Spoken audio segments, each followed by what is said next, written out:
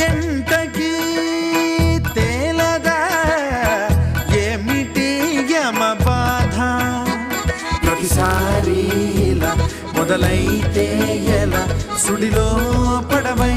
కడదేరేదెలా